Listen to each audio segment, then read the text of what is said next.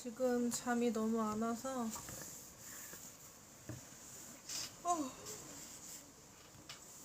하품은 해도 잠이 안 와. 잠이 안 와서 안 읽던 책을 꺼냈어요.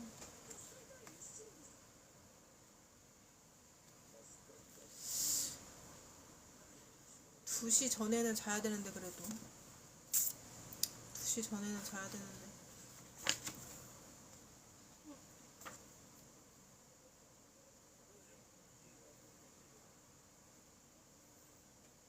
이게 틱톡이 사람들이 되게 많이 왔다 갔다 하는구나. 넘기면은 보이니까 엄청 많이 왔다 갔다 하네요.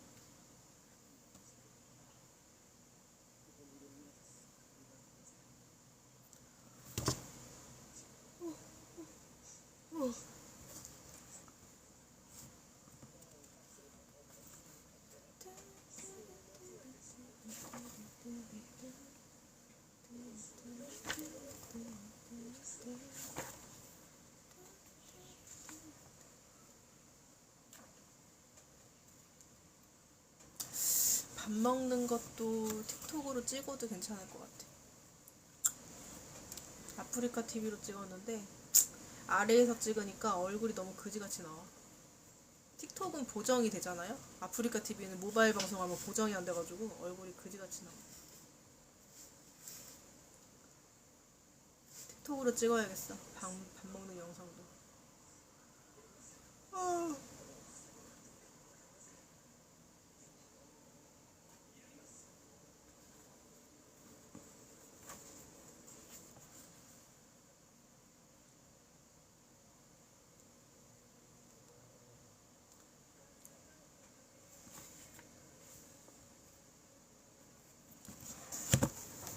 가만히 있자.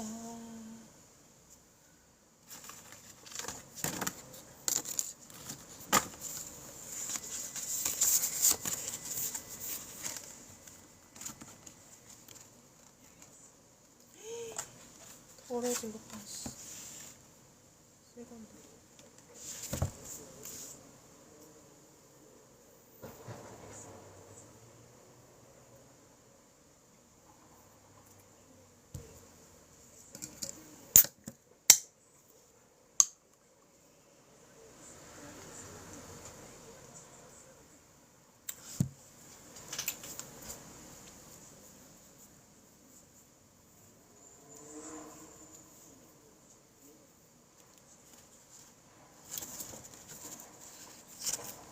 왔다 갔다 하든 나는 그냥 내 할 거 하겠어.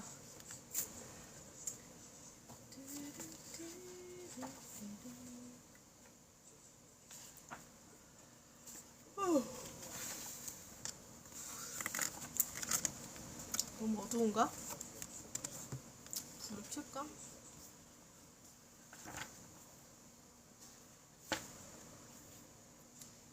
우리는 우리 뇌다.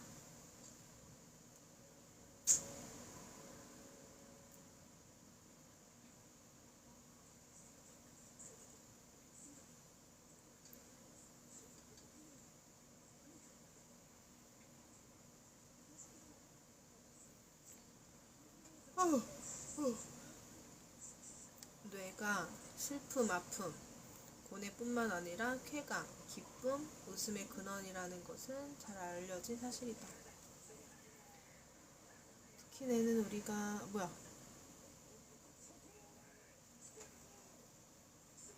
댓글이 있었어?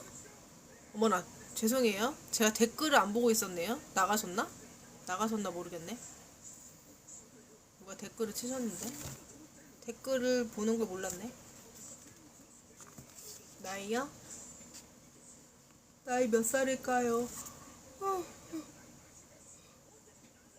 나이 많아요. 아니 잠이 안 와가지고 켰는데 왜 갑자기 하품이 나는 거야? 희한하다니까. 이거 채팅창 못 줄이나? 왜 이렇게 커졌어? 길어 채팅창이. 채팅창 짧게 못해요 이거? 왜 이렇게 길어? 얼굴을 다 가리는데 채팅창이? 원래 이런 거야?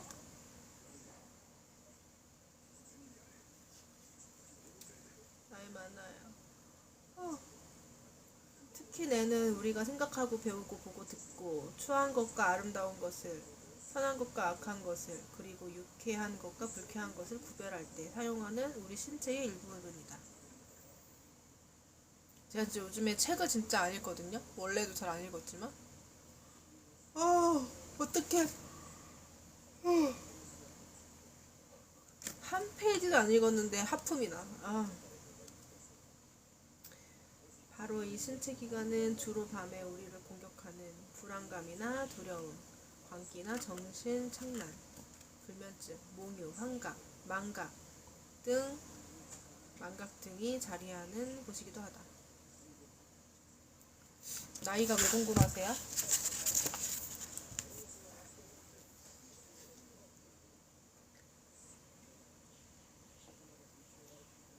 2시쯤에는 자야 되는데 큰일 났네.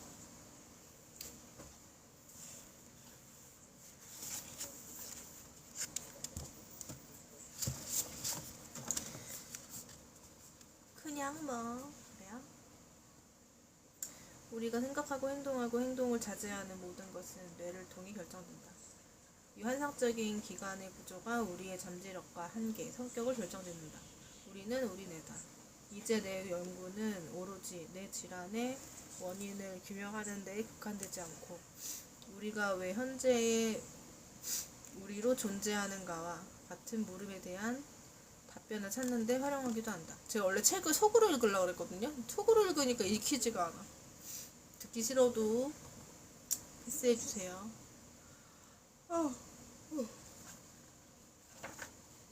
이것은 곧 우리 자신에 대한 탐색이기도 하다. 뇌는 뉴런이라고 불리는 신경세포로 구성되어 있다. 뇌는 무게가 1.5kg이며 1000억 개의 신경세포를 포함하고 있다. 근데 안 주무세요? 잠깐만, 12시? 하긴 12시 반밖에 안 됐으니까 잘 시간은 아니죠? 잠깐만, 내일 일요일이잖아. 근데 저는 일하거든요. 게다가 우리의 뇌 속에는 신경세포보다 10배나 많은 악교세포가 있다. 과거에는 악교세포들이 단지 신경세포들을 결합시키는 역할을 할 뿐이라고 추정했다. 하지만 새로운 연구 결과들에 의하면 인간이 그 어떤 생명체보다도 많이 소유하고 있는 악교세포들은 화학 신호 전달에 결정적인 역할을 하고 따라서 장기 기억을 형성하는 등의 모든 뇌 활동 과정에 필수적이다.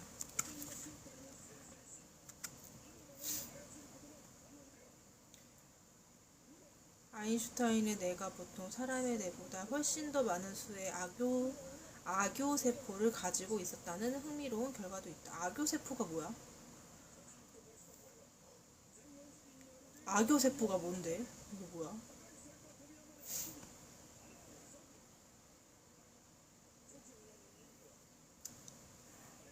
이게 뭔데? 우리의 정신은 수십억 개의 신경세포들이 빚어내는 상호작용의 산물이다. 야코프 몰레쇼트의 독창적이고 명료한 표현을 빌리자면 콩팥이 소변을 생산하듯 뇌는 정신을 생산한다. 너무 어두운 것 같은데 여기? 어두워서 잘 안 보이는 것 같은데?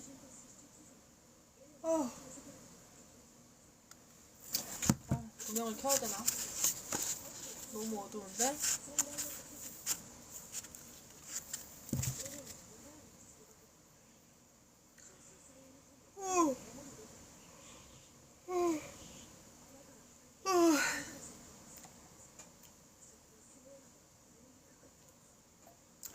방향을 바꿔야겠다. 이쪽 방향으로 가야겠다. 저쪽은 너무 어두워. 티라미수 케이크.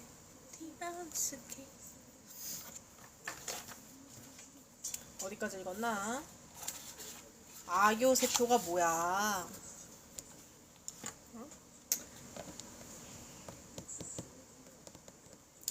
우리의 정신은 수십억 개의 신경세포들이 빚어내는 상호작용의 산물이다.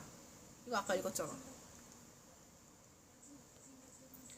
야코프 몰레쇼트의 독창적이고 명료한 표현을 빌리자면, 그것도 약간 읽었잖아.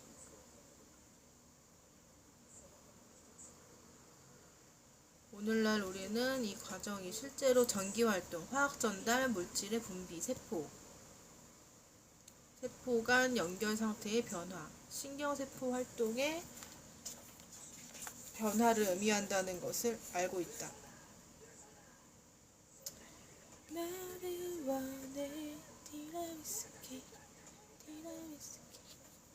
뇌 영상을 통해 우리의 뇌 질환을 발견할 수 있을 뿐만 아니라 우리가 글을 읽고 생각하고 계산하고 음악을 듣고 종교적인 경험을 하고 사랑에 빠지고 성적으로 흥분하는 등의 행동을 할 때 뇌의 어떤 부분이 활성화되는지도 볼 수 있다.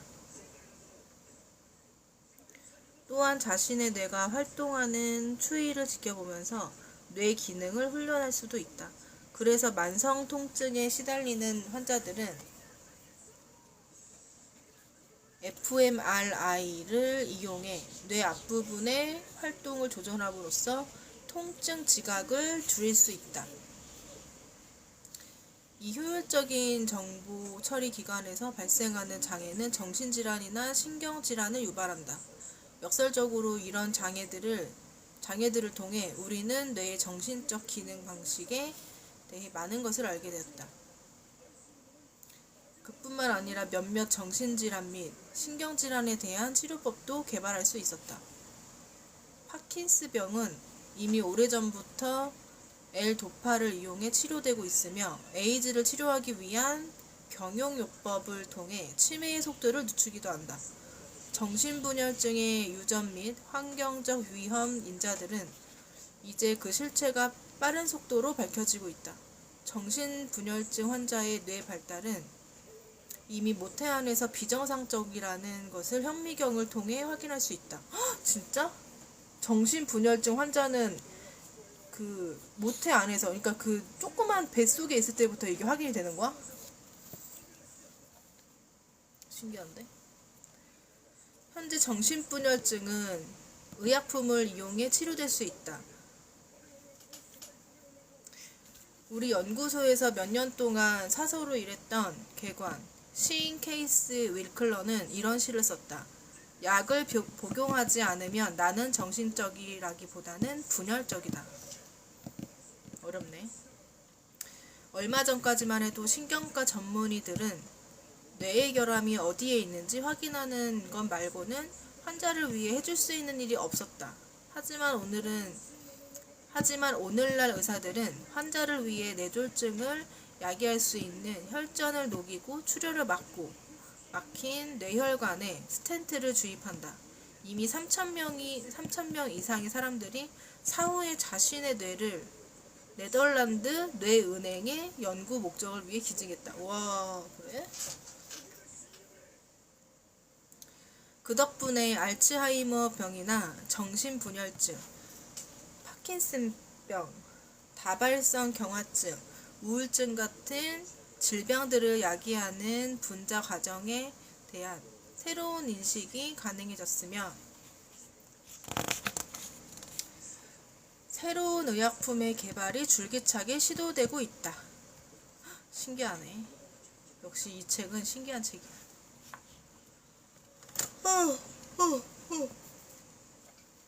내 음료수.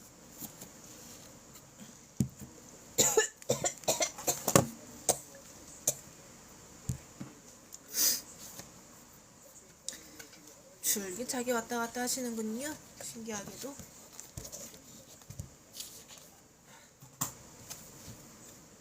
어디까지 했어?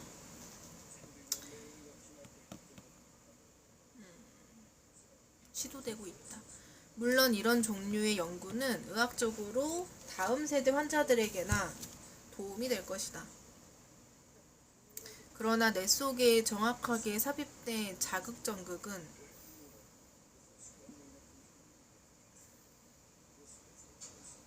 오늘날 이미 효과를 보이고 있다.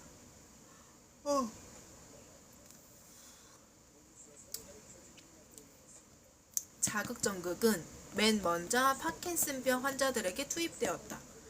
자극정극은 또 뭐야? 모르는 것들이 많지.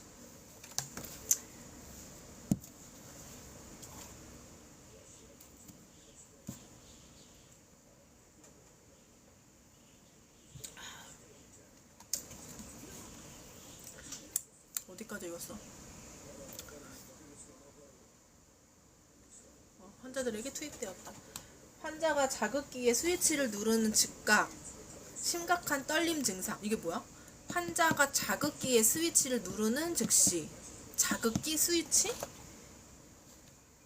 자극기의 스위치를 누르는 순간 즉시 심각한 떨림 증상이 순식간에 사라지는 걸 보는 것은 무척 감동적이다. 사라진다고?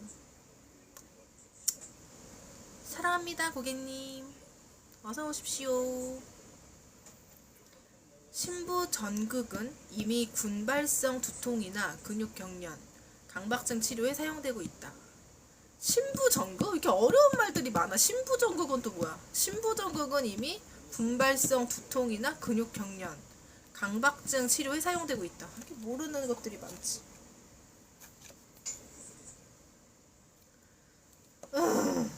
어렵네요, 책이. 하루에 수백 번씩 손을 씻는 환자들이 그 전극 덕분에 다시 정상적인 생활로 돌아갈 수 있다. 수십 번씩. 심지어 심부전극을 이용해 6년 동안이나 최소의식 상태에 있었던 환자를 다시 깨어나게 하는데 성공한 적도 있다.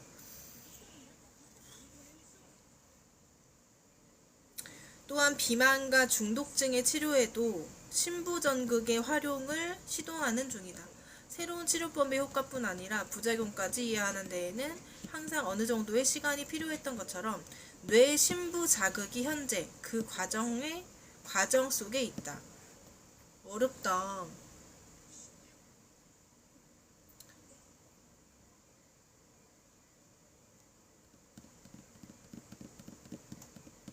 전전두 피질의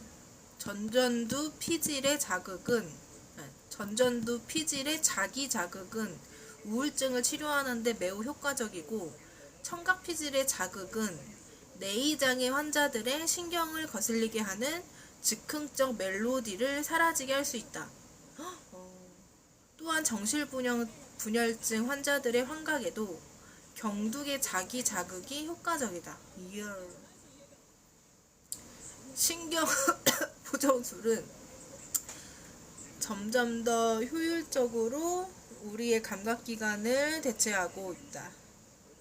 현재 10만 명 이상의 환자들이 인공와우를 달고 있는데, 인공와우란 청신경의 전기자극을 주어 청각을 제공하는 인공전자장치. 보청기네, 보청기. 인공와우를 달고 있는데, 이를 통해 그들은 놀랍도록 잘 들을 수 있다. 그치, 보청기도 신기하지. 시각장애 환자들을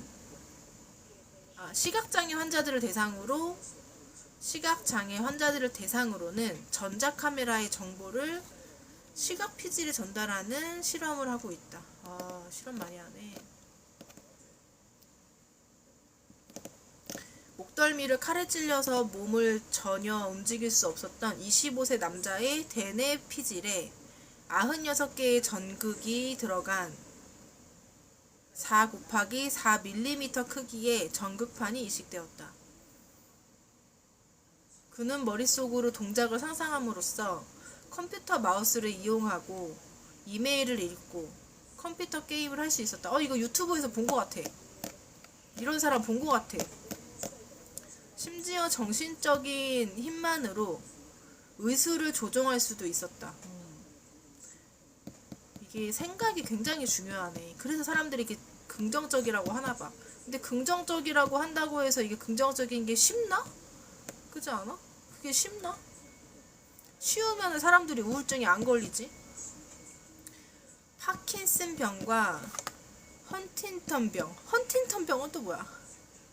헌팅턴병은 뭐냐면 얼굴이나 손발 등이 뜻대로 조절되지 않고 제멋대로 심하게 움직이는 무도병의 일종, 헌팅턴 무도병이라고도 한다.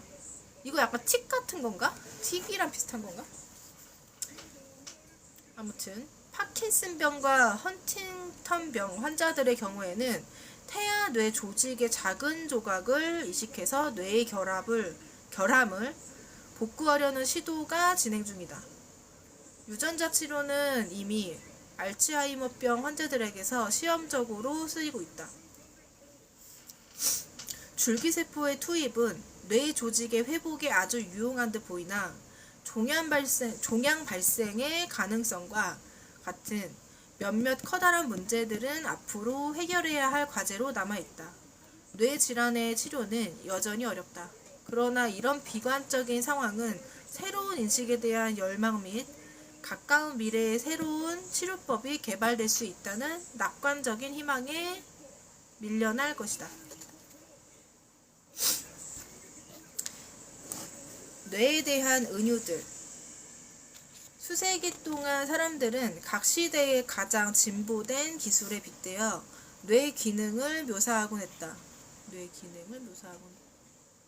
예를 들어 유럽에서 인쇄술이 발달된 15세기 르네상스 시대의 사람들은 뇌를 모든 것을 포괄하는 책으로, 그리고 언어는 살아있는 알파벳으로 묘사했다. 아까 뭐라 그랬어? 모든 것을 포괄하는 책?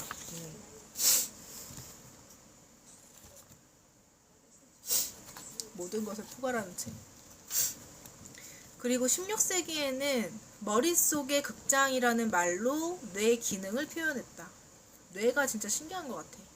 아울러 그 시대에는 온갖 가능한 것을 보관하고 관람할 수 있는 박물관을 뇌와 비교해 그 유사점을 끌어내기도 했다.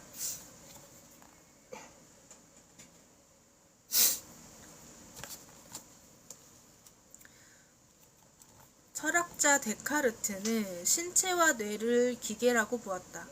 신체와 뇌를 기계라고 보았다? 신체와 뇌를 기계라고 보았다. 신체와 뇌를 기계라고 보았다. 뇌를 교회의 파이프 오르간에 견준 데카르트의 비유는 익히 알려져 있다. 데카르트의 생각에 의하면 파이프 오르간의 공기를 불어넣는 것과 마찬가지로 혈액? 혈액은 또 뭐야? 혈액인가?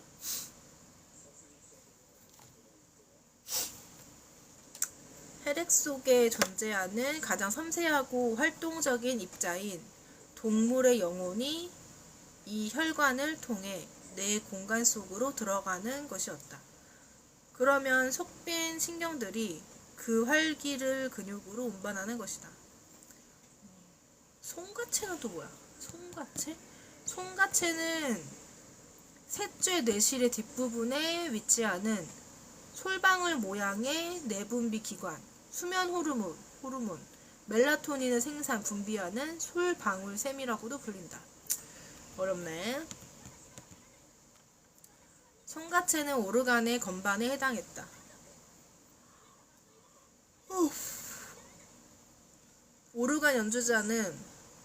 오르간 연주자가 특정한 건반을 눌러서 공기를 오르간의 특정한 음관으로 유도하듯 송가체가 뇌 안의 특정한 공간으로 동물의 영혼을 유도할 수 있다는 것이다. 이 때문에 데카르트는 신체와 정신에 대한 담론에서 데카르트의 라틴식 이름을 본떠 카르테시우스 철학으로 자리 잡은 이원론의 창시자로 간주된다. 하지만 이는 잘못된 견해다. 이미 고대 그리스인들이 신체와 정신을 구분지었고 따라서 그들이 이런 견해의 진정한 창시자이기 때문이다.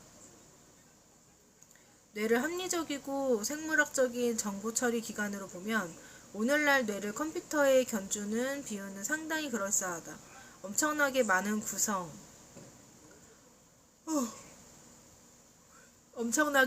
구성 성분들과 연결 방식을 고려하면 이러한 비유는 피할 수가 없다. 신경세포들이 서로 접촉하거나 또는 노벨상 수상자, 산티아고 라몬이 카할의 표현을 빌면 산티아고 라몬이 카할 이 이름이야? 왜 길어? 표현을 빌면 시냅스 많이 들어봤죠? 시냅스 신경세포의 연결부위 시냅스라고 불리는 연결고리를 통해 손을 맞잡는 곳이 1000 곱하기 1000억 군데에 이른다.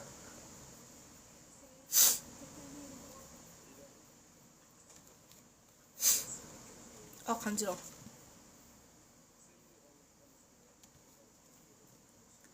신경세포들은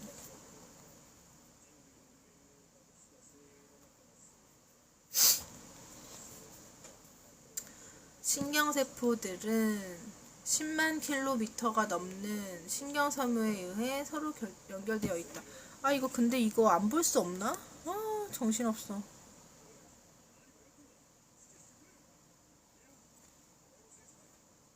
채팅창이 여기는 안 보이는 거야?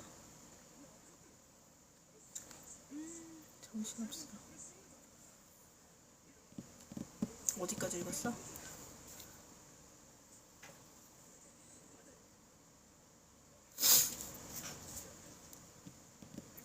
이처럼 아찔할 정도로 많은 세포들과 그 연접부들은 아주 효율적으로 작동해서 우리 뇌의 에너지 사용량은 겨우 15W 전구의 에너지 사용량에 불과하다.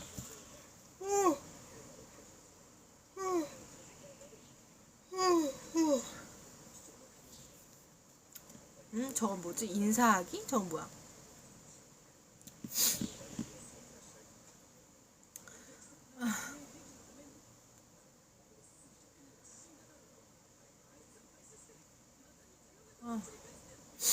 네덜란드의 신경과학자 미셸 호프먼이 계산한 바에 따르면 한 사람의 뇌가 80평생 사용하는 에너지 비용은 현재의 물가를 기준으로 1200유로를 넘지 않는다. 이 책이 나온 지가 언젠데 현재 기준이야? 이 돈으로는 비교적 오래 쓸 수 있는 괜찮은 컴퓨터 한 대도 구하기 어렵다.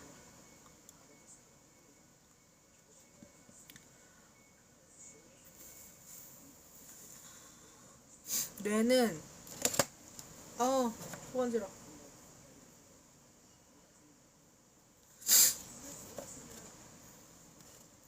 뇌는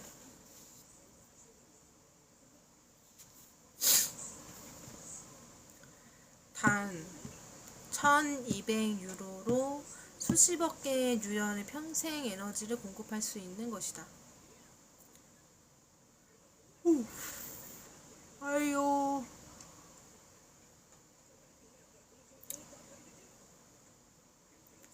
뇌는 단 1200유로로 수십억 개의 뉴런의 평생 에너지를 공급할 수 있는 것이다.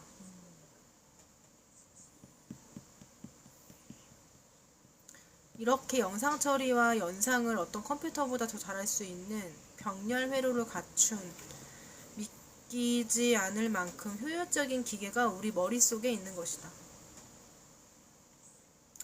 시신을 부검해서 누군가의 뇌를 손에 들 때면 항상 경외심을 느끼게 된다.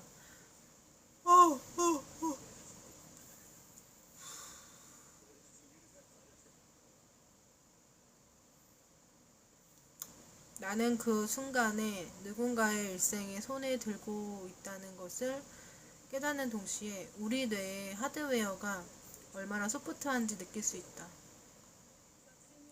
그 사람이 생각하고 체험한 모든 것이 그 젤라틴 같은 덩어리 속에서 시냅스의 형태나 분자 구조의 변화로 부호화되어 있는 것이다.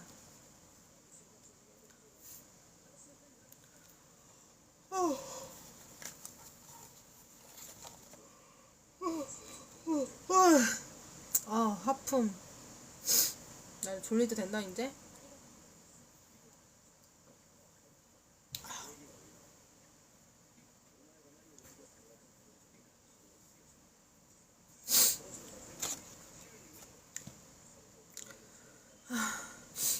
런던의 심장부에 위치한 지하 벙커 시설을 보면 더 적절한 비유가 떠오른다.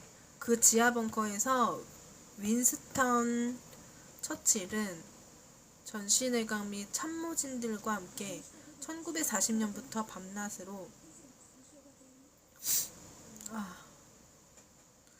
아돌프 히틀러에 대항하는 전쟁을 이끌었다. 집무실에는 다양한 방식으로 암호화되거나 혹은 암호화되지 않은 온갖 정보들이 적힌 지도들로 벽에 꽉 차 있다.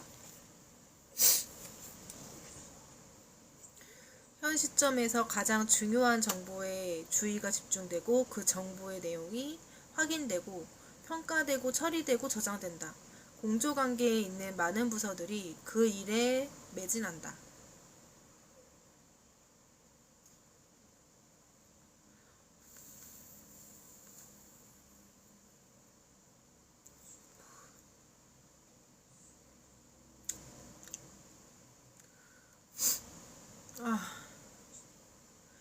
엄선된 정보들을 이용하여 동원 가능한 모든 자료를 바탕으로 기획안이 수립되고 정교하게 수정되며 시험된다.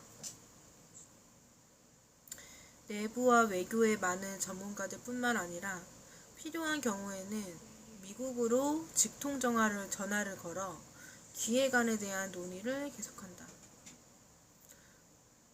하이요. 여기도 채팅 보이네? 근데 아까는 왜 밀어서 보기라고 했지? 김루피님 하이요.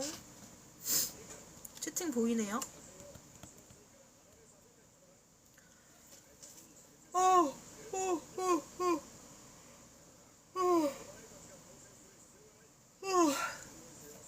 이제 잠이 올려나봐. 이제 책을 읽으니까 잠이 올려나봐.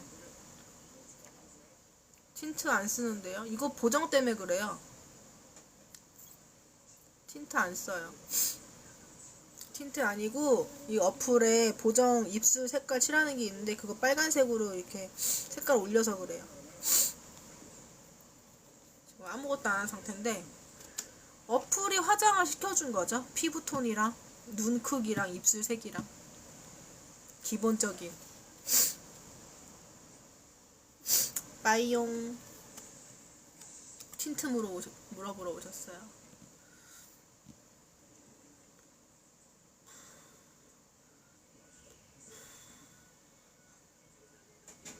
어디까지 읽었지? 모든 의견과 정보를 신중히 고려한 결과를 토대로 최종 계획안을 실행에 옮길지 작전을 포함할지 결정한다. 그런 계획은 육군이나 해군 또는 후방에서 비밀리에 작전을 펼치는 부대에 의해 실행에 옮겨지거나 아니면 공군에 의한 폭격으로 끝난다. 더운데? 슬슬 더운데? 이걸 벗어야 되나?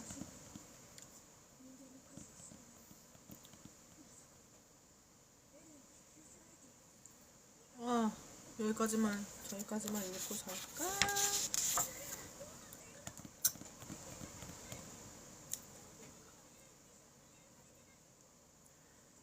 물론 모든 병력의 공조활동이 가장 효율적이다. 그렇다. 우리의 뇌는 최신식 기술 장비를 갖춘 지휘본부처럼 일한다.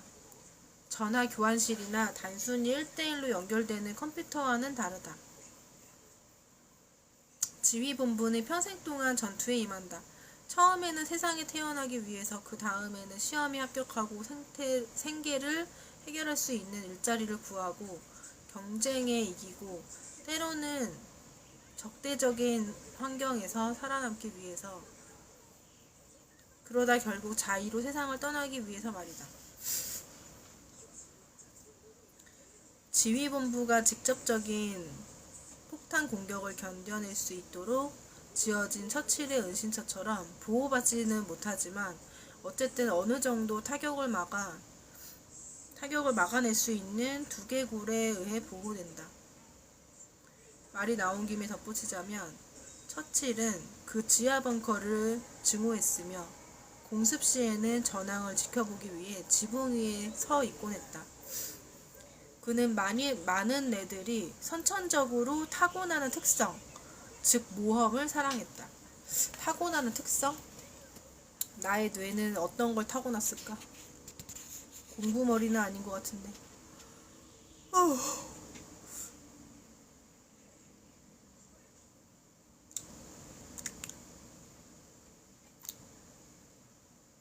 이건 뭐야? 또한 커다란 공항의 항공, 교통관제 시스템 같은 평화적인 표현도 생각해 볼 수 있다. 그러나 지난 몇 세기 동안의 이런 모든 표현들을 찬찬히 살펴보면 결국 우리의 뇌가 없었다면 이렇게 내지 못했을 최신 기술에 빗대어 뇌를 표현할 수밖에 없음을 알게 된다.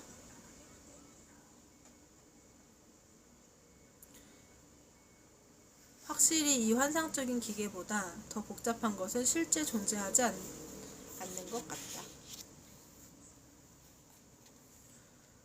발달, 출생, 부모의 돌봄. 출생 시 어머니와 아이의 미묘한 상호작용. 출산은 어머니 혼자에게만 맡겨둘 수 없는 매우 중대한 일이다. 고통 속에서 저를 낳으신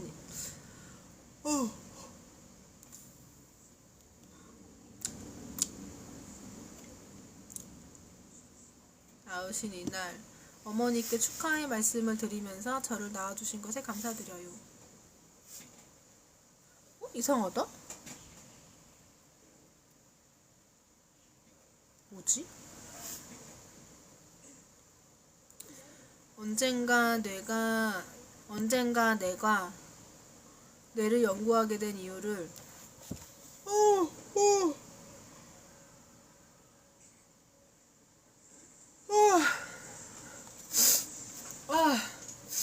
나 졸린가봐. 이제 슬슬 자야 되나?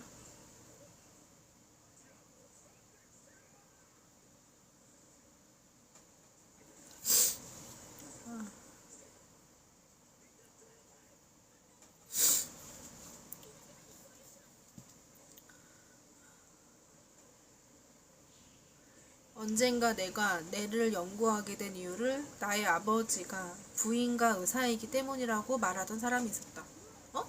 언젠가 내가 뇌를 연구하게 된 이유를 나의 아버지가 부인과 의사이기 때문이라고 말하던 사람이 있었다.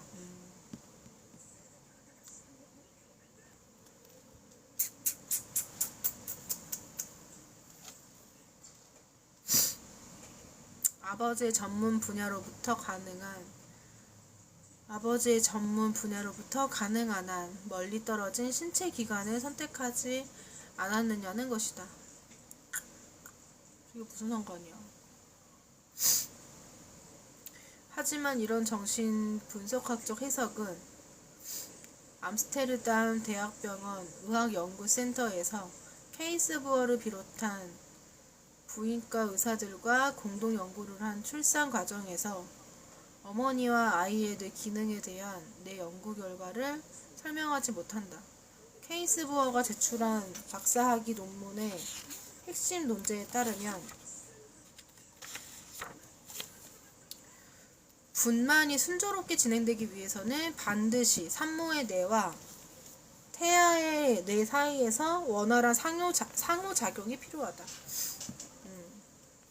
산모의 뇌뿐만 아니라 태아의 뇌도 옥시토신을 혈액순환계에 분비하여 자궁수축을 유발함으로써 출산 과정을 가속시킨다.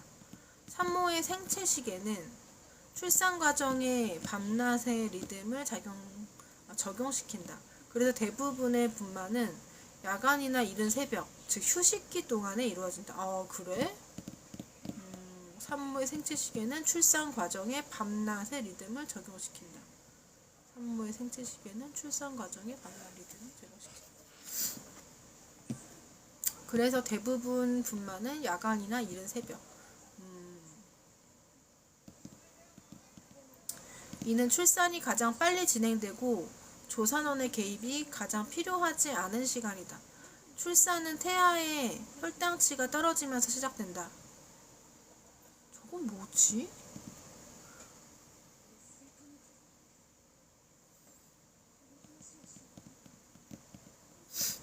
혈당치 감소는 어머니가 자라나는 태아에게 더 이상 충분한 영양분을 공급할 수 없음을 뜻한다. 출산은 태아의 혈당치가 떨어지면서 시작된다. 출산은 태아의 혈당치가 떨어지면서 시작된다. 혈당치 감소는 어머니가 자라나는 태아에게 더 이상 충분한 영양분을 공급할 수 없음을 뜻한다. 영양분을 공급할 수 있는 기간이 그럼 딱 10달인 거야? 신기하네. 10달 이후에는 이게 공급이 안 되니까 저절로 나오는 거야, 아기가? 나 먹을 거 없어 하고 나오는 거야?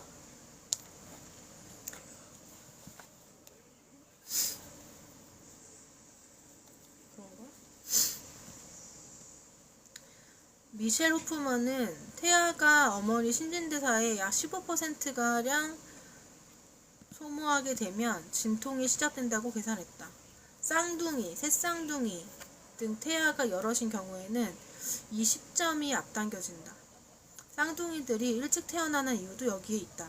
자궁 안에서 태아의 시상하부 뇌세포들은 감소된 포도당 농도에 반응한다. 이것은 훗날 성인이 되어서 영양분의 결핍에 반응하는 것과 같다. 태아의 스트레스 축이 자극을 받게 되고 이는 일련의 호르몬 변화를 야기해 자궁 수축이 시작된다.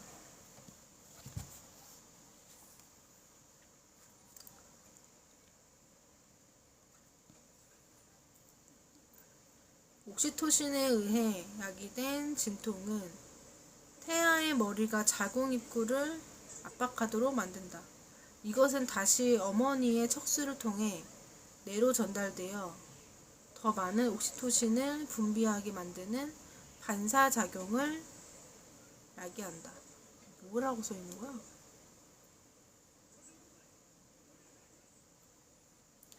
이때 태아의 머리는 더욱더 강하게 압박을 함으로써 이 반사작용을 자극한다.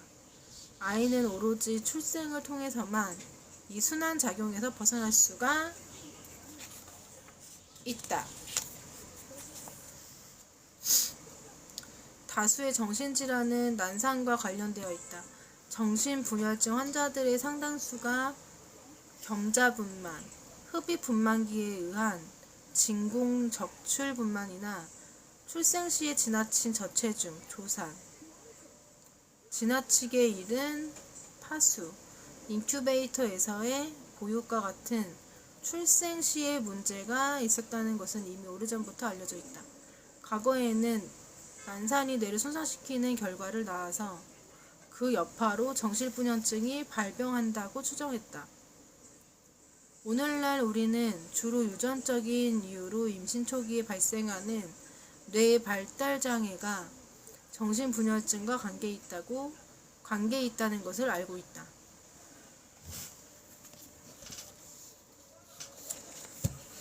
한시다. 그러므로 난산은 산모의 뇌와 태아의 뇌 사이에서 실패한 상호작용이며 따라서 정신분열증이 사춘기에 비로소 처음 발병하더라도 여전히 이 난산이 정신분열증의 최초 징후라고 할 수 있다. 뇌의 또 다른 초기 발달 장애인 자폐증도 마찬가지이다. 식욕부진증이나 거식증 같은 섭식 장애로 고생하는 소녀들의 경우에 출생 과정에서 저체중과 같은 문제에 노출된 경우가 많았다는 사실이 최근 증명되었다. 출생 과정에서 어려움이 많을수록 출생 과정에서 식장애는 젊은 여성들에게서 일찍 나타났다. 포도당 농도의 감소가 출산 과정의 출발 신호라는 사실을 감안하면 그때 이미 시상하부의 포도당 농도에 문제가 있지 않았을까 하는 물음을 제기할 수 있다. 그러므로 여기에서 난산을 나중에 식장애로 표출되는 시상하부 장애의 첫 번째 징후로 간주할 수 있다. 태아가 출생 과정에 적극적으로 참여한다는 암시는 문학에서도 찾아볼 수 있다. 문학? 조지 잭슨의 솔레다드 형제에서 이렇게 쓰고 있다. 1941년 12월 23일 나는 우리 어머니의 의사와는 상관없이 어머니의 자궁을 밀고 나왔다. 나는 자유롭다고 느꼈다. 뭐야? 퀸터그라스가 쓴 소설 양철북의 주인공 오스카는 출생 직후 외부 세계에 별로 열광하지 못했다. 뭔 소리야? 그래서 가능하다면 다시 자궁 안으로 돌아가고 싶어 했지만 뭔 소리야 이게? 뭐 가능하다면 자궁 안으로 돌아가? 애석하게도 산파가 이미 탯줄을 자른 뒤였다.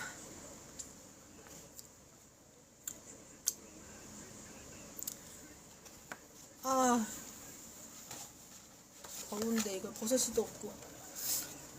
출산이 순조롭게 진행되기 위해서는 산모와 태아 사이에 매우 섬세한 상호작용이 필요하다.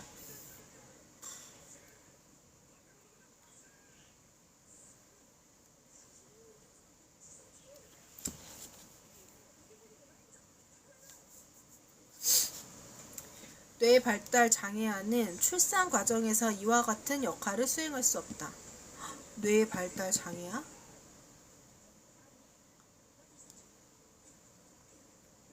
아이들이 이미 출생 시에 응분에 참여를 한다는 생각에 우리는 좋든 싫든 익숙해져야 한다. 난산. 뇌 발달 장애의 첫 번째 징후. 난산? 난산? 알 속의 양분이 소진되어 더 이상 먹고 살 수 없으면 새끼는 알 속에서 격렬하게 움직인다. 새끼는 더 많은 영양분을 찾아 알의 껍질을 깨기도 한다. 태아의 경우도 비슷하다. 태아가 너무 자라서 어머니가 더 이상 충분한 영양분을 공급할 수 없게 되면 현재보다 더 많은 영양분을 찾아 태아는 버둥거리며 껍질을 찢는 동시에 구속에서 벗어나 바깥 세상을 향해 출발한다. 히포크라테스, 뭔 소리야? 알? 그래. 영양분이 없으면 나오는 거구나. 인간도 그렇고 동물도 그렇고 새도 그렇고 다 그런 거였어? 영양분이 없으면 태어나는 거였어?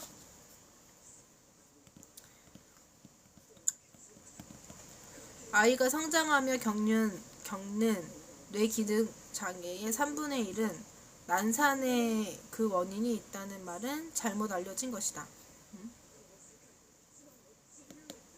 오히려 뇌손상 및 정신적 장애와 뇌성마비는 흔히 출생 이전에 이미 자궁 안에서 결정된다. 이게 너무 신기해. 뇌손상, 정신적 장애와 뇌성마비는 흔히 출생 이전에 이미 자궁 안에서 결정된다. 1862년 런던의 윌리엄 존 리틀은 뇌성마비를 앓고 있는 어린이 47명에 대해 최초로 서술했다. 뇌성마비. 뇌성마비가 출생 트라우마에 의해 야기된다는 리틀의 확신은 오늘날에도 많은 공감을 얻고 있다. 이에 반대되는 지그문트 프로이트의 견해는 기이하게도 그렇지 못하다. 프로이트는 1897년 주도 면밀한 연구 끝에 뇌성마비의 원인이 난산에 있지 않다는 결론에 이르렀다. 오히려 신경병과 난산은 자궁 안에서 발생한 태아의 뇌 발달 장애의 결과로 보아야 한다는 것이었다. 난산은 주로 아이들의 지적 장애의 원인으로 인식된다. 이제 슬슬 졸리는데 어디까지 읽을까? 긴데 이거 아주.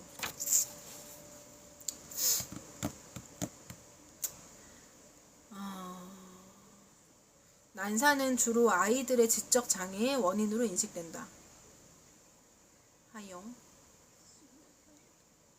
프레더-윌리 증후군은 유전자 이상이 그 원인이고 시간이 흐르면서 뚜렷한 비만 증세를 드러낸다. 이 증상을 보이는 많은 어린이들은 난산으로 태어나고 나중에 정신적인 결함을 보인다. 하지만 그 원인은 난산이 아니라 이미 수정 과정에서 일어나는 유전자 이상에 있다. 뇌성마비 증상을 보이는 성숙아들의 6%와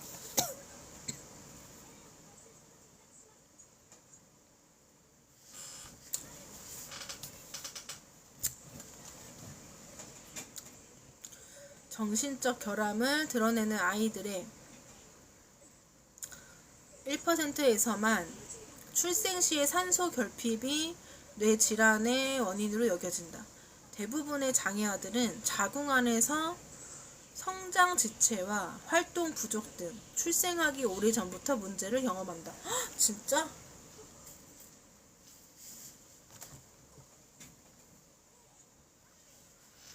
무섭다, 무서워. 뇌성마비는 유전자 이상과 자궁 안에서의 감염에서부터 요오드 결핍, 화학약품의 영향, 자궁 안에서의 장기간 산소 결핍 같은 아주 다양한 원인으로부터 비롯될 수 있다. 그에 비해 지그문트 프로이트가 이미 확정지은 바와 같이 정상적인 태아가 분만 과정에서 갑자기 산소 결핍을 겪는 경우에는 심각한 뇌 손상이 거의 나타나지 않는다는 사실이 주목을 끈다. 출산 과정에서 태아가 능동적인 역할을 한다는 점을 고려하면 프로이트의 말이 왜 옳은지 이해할 수 있다. 아이의 뇌는 출산이 시작되는 시점뿐만 아니라 출산이 진행되는 동안에도 결정적인 영향을 한다.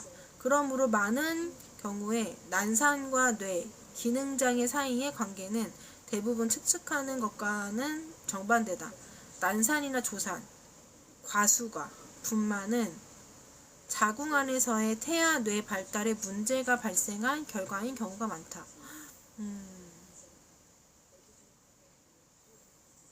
그리고 이러한 뇌 발달 장애는 유전자 결함, 자궁 안에서의 산소 결핍과 감염, 임산부가 섭취하는 모르핀이나 코카인 같은 중독성 물질이나 약품의 영향, 흡연의 그 원인이 있을 수 있다. 그러므로 조산이나 난산의 정확한 원인을 찾으려면 반드시 아이의 뇌를 진찰해야 한다. 언제 진찰을 해?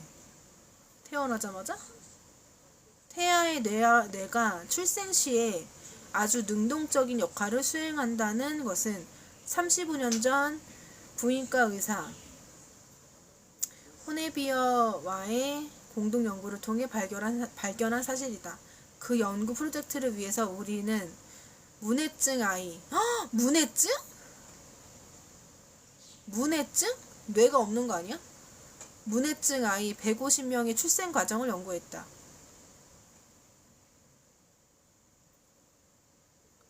이 아이들은 대부분 지나치게 일찍 태어나거나 지나치게 늦게 태어나고 실제 출산 과정도 정상적인 아이들보다 훨씬 느리게 진행된다. 분만이 일반적인 경우보다 2배 더 오래 걸리고 태반의 분리도 3배 더 오래 지연되는 것은 태아의 뇌에서 옥시토신이 분비되지 않기 때문이다. 문해증 아이들이 절반이 출산 과정에서 살아남지 못한다는 사실에 주목하면 분산하는 동안 아이의 뇌가 원활하게 기능하는 것이 얼마나 중요한지 알 수 있다. 태아의 뇌에서 분비되는 또 다른 호르몬인 바소프레신은 출생하는 동안 혈액이 심장, 부신, 뇌하 수체, 뇌처럼 생명의 무엇보다도 중요한 역할을 하는 기관에 주로 이르도록 한다. 동시에 내장과 같이 덜 중요한 신체 부위로 순환되는 혈액량을 감소시킨다.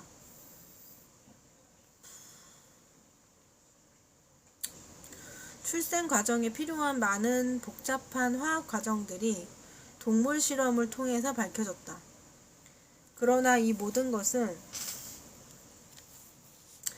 그리스의 사제이자 의사이며 철학자인 히포크라테스가 2000년도 더 전에 말한 것처럼 태아의 뇌가 급격하게 증가하는 양분 소비량을 산모가 더 이상 공급할 수 없다는 것을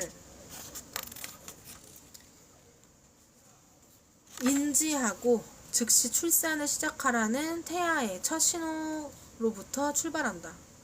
이게 뭐야? 문해증 아이. 뇌가 없어.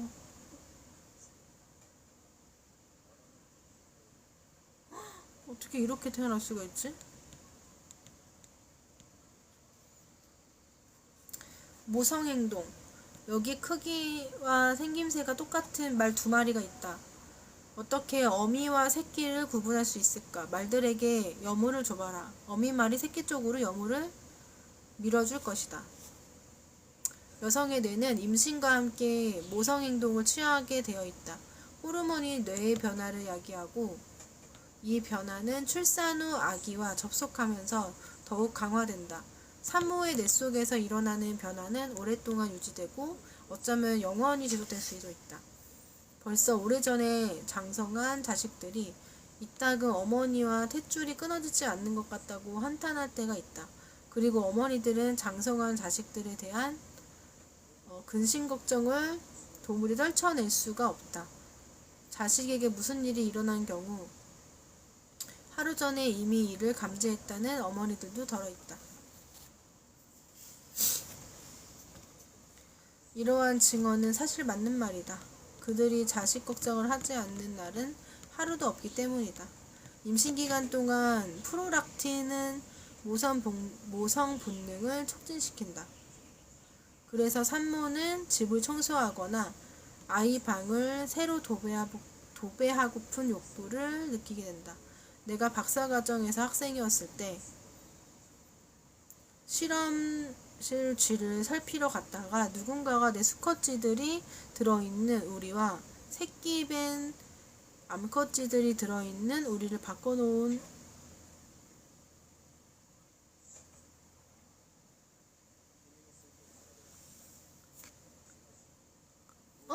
뭐야? 이게 뭔 소리야?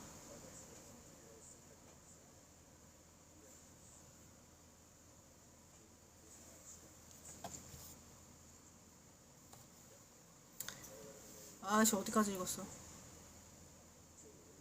실험지를 살피러 갔다가 누군가가 내 수컷쥐들이 들어있는 우리와 새끼 밴 암컷쥐들이 들어있는 우리를 바꿔놓은 것을 발견했다. 쥐들이 우리 안에 톱밥으로 지은 커다란 둥지를 보고 이를 알 수 있었다. 응? 그러나 사실 그 우리 안의 쥐들은 내 수컷쥐들이 맞았다. 수컷쥐들이 둥지를 튼 것이다. 이는 내가 그 전날 쥐에 뇌하수체에 임신 호르몬인 프로락틴을 주입한 탓이었다. 예전에 암스테르담에 있는 비렐미나 가스트하우스 병원에서 뇌하수체 종양 때문에 프로락틴을 생산하는 남성 환자가 있었다. 그 환자에게는 수납장을 비누로 씻는 병실 간병인들을 도와주는 일이 가장 행복한 일이었다. 신기하네. 호르몬이 참 신기해. 임신 마지막 단계에 이르면 산모의 뇌세포뿐만 아니라 태아의 뇌세포도 옥시토신을 생산해서 혈류로 내보낸다. 이 호르몬은 많은 기능을 한다. 옥시토신은 출산을 유도하는 물질로 알려져 있다. 그리고 출산 후 젖 분비를 촉진하기 위해 옥시토신을 함유한 코 스프레이를 처방받는 산모들도 있다. 옥시토신은 임신 말기에 진통을 일으키고 출산을 가속화한다. 산모의 뇌는 자궁이 이 호르몬에 가장 민감하게 반응하는 밤에 더 많은 옥시토신을 분비함으로써 몸이 휴식 상태에 있는 동안 출산이 시작되도록 유도한다. 출산하는 동안 태아의 머리가 자궁 입구를 압박하면 그 신호는 척수를 통해서 산모의 뇌로 전달되고 즉시 다량의 옥시토신이 분비되면서 분만이 촉진된다.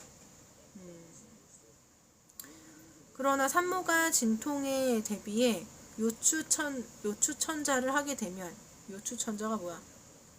진단과 치료 목적으로 척수액을 뽑거나 척수강에 약을 투여하는 처치법.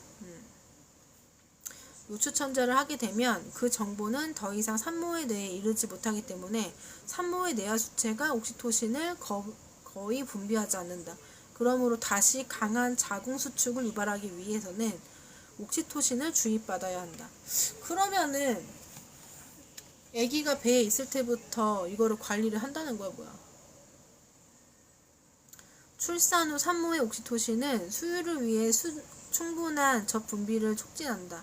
아기가 젖꼭지를 빨면 그 신호가 산모의 뇌를 자극해서 옥시토신이 분비되고 이 옥시토신이 유선으로부터 젖이 나오게 한다.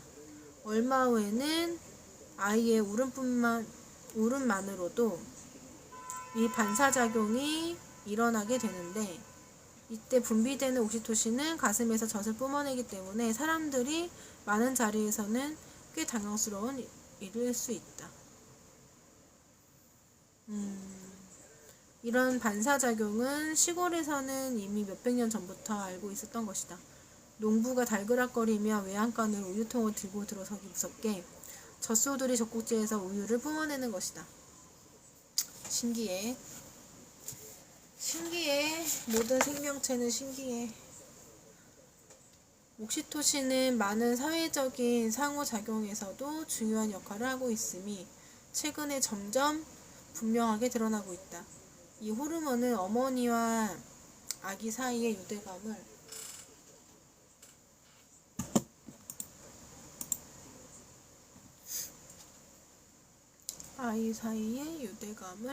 구축하기 때문에 유대 호르몬이라는 별칭으로 불리기도 한다. 임신 후반기의 옥시토신 농도의 증가는 출산 시의 최고점에 이른다. 자연분만의 경우와는 달리 제왕절개 수술을 하게 되면 옥시토신이 추가로 분비되지 않는다.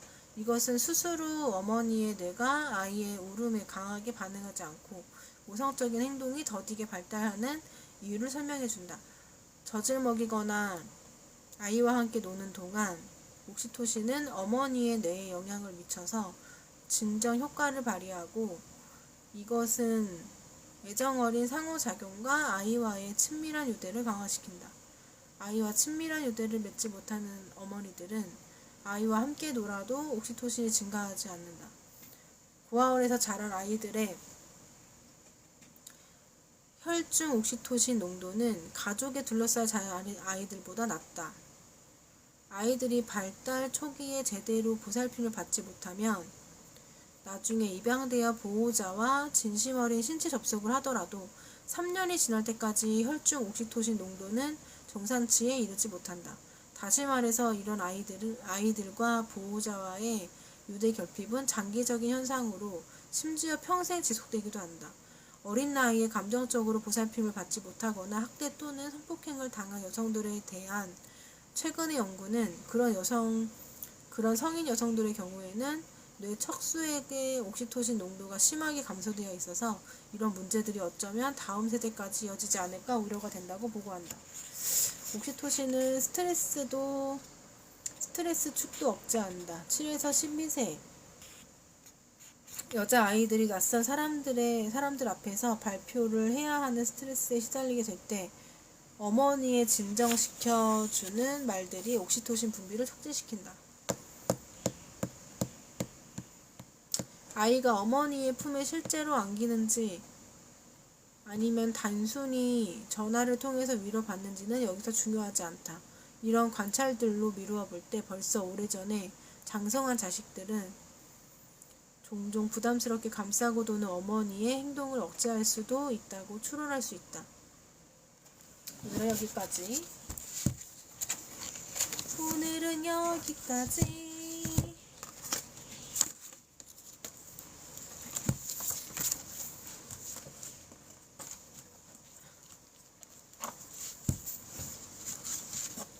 자야겠어. 이제